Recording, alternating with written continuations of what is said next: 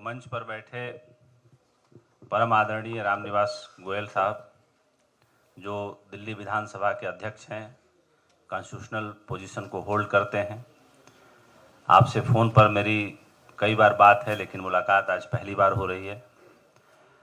मनोज जी, जो मेरे मन दिल के बहुत करीब हैं, भावना जी, अजय रावल जी, मित्रा साहब और इस सभागार में बैठे सभी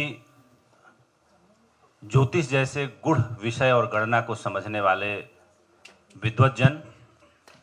मैं पेशे से पत्रकार हूं, लेकिन ज्योतिष मेरा भी बड़ा प्रिय विषय है और कुछ मिनटों में मैं जितना ज्योतिष को समझ पाया हूं कहने की कोशिश करूंगा। बोर बिल्कुल नहीं करूंगा। आज से करीब 50 साल पहले ज्योतिष हिंदुस्तान में ही नहीं बल्कि पूरी दुनिया में एक तिरस्कृत विषय था, जिसको कहीं पीछे के दरवाजे में डाल के बंद कर दिया गया था। लेकिन 50 साल में ज्योतिष ने उन सारे दरवाजों को तोड़ते हुए अपनी जगह प्राप्त की है और फिर से एक बार स्थापित हुआ है और तमाम विश्वविद्यालयों को मजबूर होकर ज्योतिष को एक विषय के रूप में स्वीकार करना पड़ा और जगह देनी पड़ी। 50 साल पहले हुए एक रिसर्च के आंकड़े के मुताबिक पूरी दुनिया में करीब करीब 78% लोग ज्योतिष के ऊपर भरोसा करते थे, लेकिन वो आम जन थे, विद्वज्जन नहीं थे।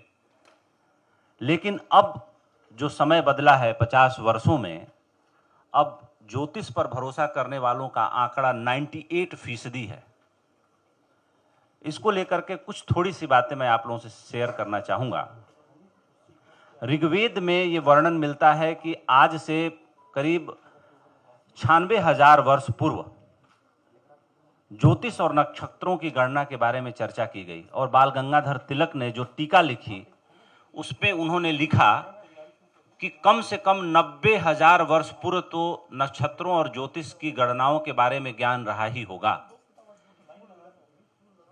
और एक बात मैं आपसे कहना चाहता हूं कि जो गणित का आविष्कार हुआ हिंदुस्तान की धरती पर, 1 से लेकर 9 तक की जो संख्या बनी वो ज्योतिष की गणनाओं के लिए ही आविष्कृत की गई और 1 से लेकर के 9 तक की संख्या पूरे विश्व में भारत के द्वारा ही दी गई संख्या है।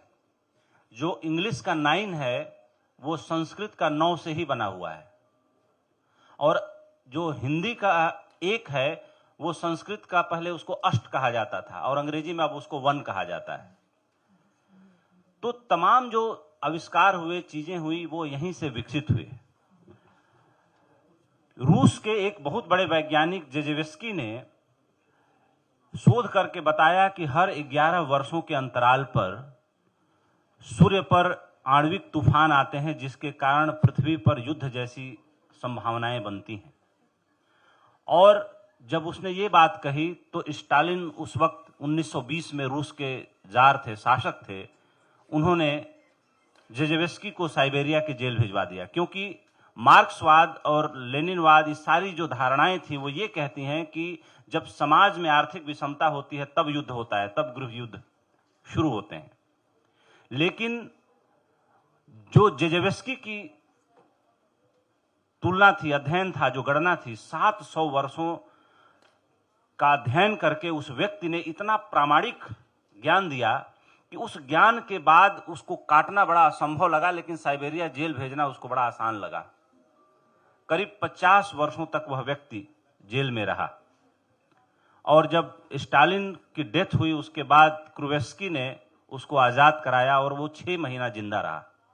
लेकिन 6 महीने के जीवन में भी उस व्यक्ति ने बड़ा अद्भुत काम किया और उस काम करके उसने बताया कि पृथ्वी पर जितनी महामारियां आती हैं, जितने रोग और व्याधि पैदा होते हैं, उसके पीछे सूर्य का ही जो दिशाक्रम है या सूर्य के ऊपर जो घटने वाली वेव्स हैं, तरंगे हैं, वही हैं। इसी क्रम में आज से करीब 500 साल पहले एक स्विस डॉक्टर ने बड़ी कीमती खोज दी और उसने ये कहा कि कोई भी व्यक्ति बीमार तब पड़ता है जब उसके जन्म के समय जो ग्रहों के अंदर की लयबद्धता होती है या उनके अंदर के जो स्वर होते हैं जो आपस में जुड़े होते हैं। जिस व्यक्ति के जीवन में कोई गंभीर बीमारी आती है, उसके जन्म के समय जो लय अंकित होता है, उसका रिदम बिगड़ जाने के कारण ही व्यक्ति बीमार पड़ता है।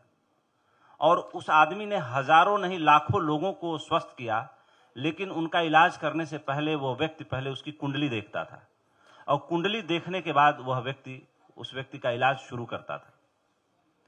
मैं ये मानता हूं कि उस डॉक्टर का नाम था सिल्वेस्की। तो उस डॉक्टर ने ये कहा कि अगर कोई भी व्यक्ति स्वस्थ तभी तक रहेगा जब तक उसके अंदर की हार्मनी उसके पैदा होने के वक्त ग्रहों की हार्मनी से लयबद्ध रहेगी, मेल खाती रहेगी। और जिस वक्त ये हार्मनी बिगड़ेगी वह व्यक्ति बीमार पड़ेगा ही। और आज से करीब 2500 साल पहले पाइथागोरस जब यूनान से भारत आए, तो पाइथागोरस के वक्त महावीर और बुद्ध का युग समय चल रहा था। तो बुद्ध और महावीर के वक्त में पाइथागोरस ने भारत से जो ग्रहों नक्षत्रों की जो प्रेरणा ली, जिस पर वो खुद रिसर्च कर रहे थे, तो पाइथागोरस ने कहा कि हर ग्रह और नक्षत्र की एक अपनी आवाज है। जब वो यात्रा करता है तो उसकी आवाज उसके साथ भ्रमण करती है और सारे आवाजों का जो जोड़ है वही ओम है, जिसके बारे में बहुत पहले हमारे भारतीय ऋषि मुनियों और मनीषियों ने कहा। और आज ज्योतिष के बारे में जो भी खोज हो रही है, जो भी चीजें हो रही हैं, मैं बड़े भरोसे से और अपने अध्ययन के आधार पर कहना चाहूंगा कि ज्योतिष किसी सभ्यता के द्वारा ढूंढा हुआ पूर्ण विकसित विज्ञान था। और जब वो सभ्यता खो गई तो ज्योतिष के बारे में भी हमें कुछ अधूरी चीजें प्राप्त तो हुई, लेकिन जो पूरा वर्तुल था, जो पूरा सर्कल था, वो कहीं ना कहीं खो गया। और आज इस मन से आप लोगों से कह रहा हूं कि जो 50 सालों में ज्योतिष ने सारे दरवाजों को तोड़ करके जो जगह बनाई है, अगले 5 सालों में आप लोग देखिएगा कि स्कूल के बच्चों के पाठ्यक्रम में ज्योतिष पढ़ाया जाएगा।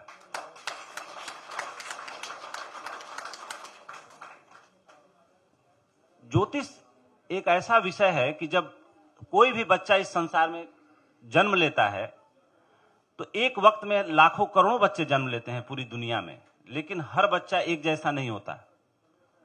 लेकिन ढूंढने वालों ने, खोजने वालों ने ये जरूर बताया कि एक बच्चे पर समान प्रभाव दूसरे बच्चे के ऊपर जैसा क्यों नहीं पड़ता, लेकिन इतना जरूर है कि पूरे जीवन पर, समग्र जीवन पर ज्योतिष का ग्रहों नक्षत्रों के गति का बड़ा गहरा प्रभाव पड़ता है। एक और रूसी वैज्ञानिक ने एक बड़ी गहरी खोज की और मैं उस खोज को इस नई सदी के लिए बहुत ही कीमती मानता हूं। और वो खोज थी ऑर्गेनिक हार्मनी की, ऑर्गेनिक केमिकल उन्होंने नाम दिया इसका, जिसको हिंदी में अगर ट्रांसलेशन करें तो ब्रह्म रसायन कह सकते हैं। उस वैज्ञानिक ने यह कहा कि जो पूरी पृथ्वी है वो एक शरीर के जैसी है। जैसे हमारे अंगूठे में चोट लगती है तो हमारे मस्तिष्क को सूचना तो मिलती है, इवन पूरा शरीर झंकृत हो जाता है। अंगुली कट जाती है, पूरा शरीर आंदोलित हो जाता है। ठीक उसी तरह से उस वैज्ञानिक ने यह समझाने की कोशिश की कि जो ये पूरी पृथ्वी है, इसका एक एक कण आपस में जुड़ा हुआ है, ठीक वैसे ही जैसे हमारे शरीर का एक एक रोम आपस में जुड़ा हुआ है।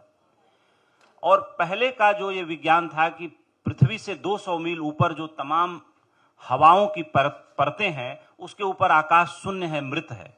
लेकिन ऐसा नहीं है। अब वैज्ञानिक आधार पूरे तरीके से बताते हैं कि जितना ऊपर हम जाते हैं पृथ्वी की परत से ऊपर 200 मील ऊपर, तो अंतरिक्ष उतना ही जीवंत है। और ठीक वैसे ही जैसे हमारे अंगूठे में, उंगली में या शरीर के छोटे से छोटे हिस्से में चोट लगती है, उसी तरीके से इस अंतरिक्ष और पृथ्वी के बीच इतना गहरा संबंध है कि जब कोई नक्षत्र या तारा यात्रा कर रहा होता है तो उसका पूरा प्रभाव हमारे ऊपर सीधे वैसे ही पड़ता है। चंद्रमा पृथ्वी के सबसे करीब का ग्रह है और चंद्रमा के अंदर जो भी हलचल होती है, जो भी मूवमेंट होती है, आप सीधे सीधे देख सकते हैं कि चंद्रमा जब पृथ्वी के करीब आता है तो समुद्र कैसे ज्वार भाटा से भर जाता है, कैसे लगता है शहर के भीतर पानी चला आएगा। कुछ और एग्जाम्पल आप लोगों को देना चाहूंगा। मैं प्रैक्टिशनर ज्योतिष तो नहीं हूं, लेकिन मैंने कहा कि मेरा बड़ा रुचि का विषय है ये।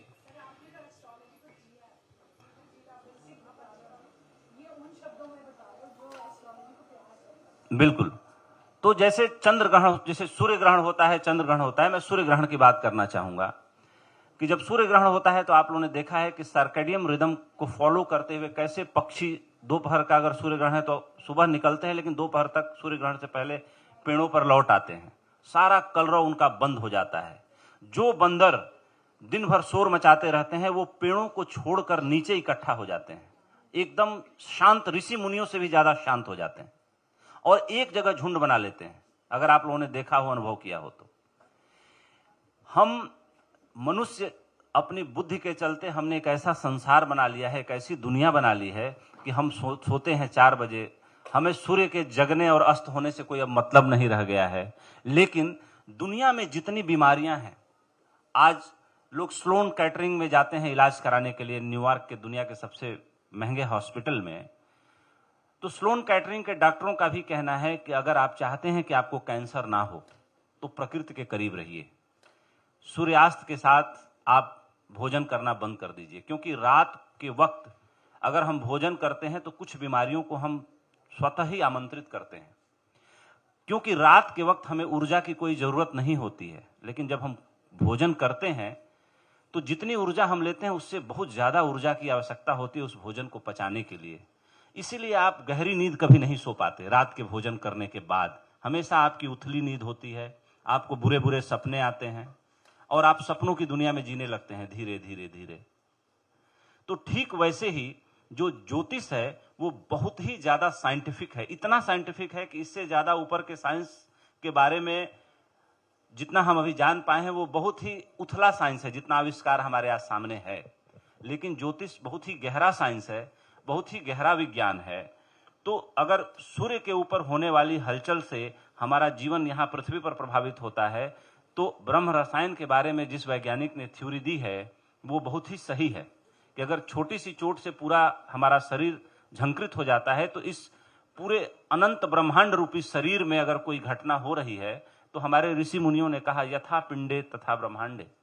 जो छोटे से जीव में है वही ब्रह्मांड में है, वही सब जगह है, सतत है और वो बह रहा है। तो लेकिन हम इतने कह सकते हैं कि असंवेदनशील हो गए हैं कि हमें तब पता चलता है जब हमारे ऊपर कोई गहरी बीमारी आती है। हम तब किसी ज्योतिष या पांडित्य से भरे व्यक्ति के पास जाना स्वीकार करते हैं, किसी गुरु के शरण में जाते हैं जब किसी का जवान बेटा मर जाता है, जब किसी के घर में ऐसी आपदा आ जाती है। लेकिन वो गुरु का सत्संग भी, संसर्ग भी रेत मुट्ठी में पकड़े हुए रेत की तरह होता है। जितने पल, जितने क्षण हम गुरु के शरण में होते हैं उतने वक्त तो हमारी दुनिया और मन बड़ा पवित्र बदला हुआ सा लगता है। लेकिन जैसे ही हम वहां से हटते हैं हम पुनः अपनी दुनिया में, उस कृत्रिम दुनिया में वापस लौट आते हैं। तो ज्योतिष और ग्रहों के प्रभाव को समझने के लिए ये बेहद जरूरी है कि हम थोड़ा संवेदनशील होएं और थोड़ा प्रकृति के साथ जिएं, सूर्य के अस्त के साथ जिएं, चंद्र को देखने के लिए जिएं। तारों और ग्रहों के नक्षत्रों से बात न कर पाएं, लेकिन उनके प्रभाव को तो जरूर ही समझें। समय बड़ा कम है। बस मैं यहीं पे अपनी बात समाप्त करता हूं। आज इस विधानसभा के परिसर में माननीय राम निवास गोयल जी ने भारतीय ज्योतिष संघ को जो मंच दिया है उसके लिए मैं भी आपका आभार व्यक्त करता हूं। इससे ज़्यादा सुंदर और महत्वपूर्ण जगह नहीं हो सकती थी जो भारतीय ज्योतिष संघ को महत्व देने के लिए और सम्मान देने के लिए। मैं मनोज नायर जी को बहुत धन्यवाद देता हूं कि उन्होंने मुझे बुलाया, याद किया और मेरी बात को आप लोगों ने बहुत ही एकाग्रता से सुना। इसके लिए मैं बहुत अनुग्रहित रहूंगा, बहुत अनुग्रहित हूं। बहुत बहुत आभार, धन्यवाद।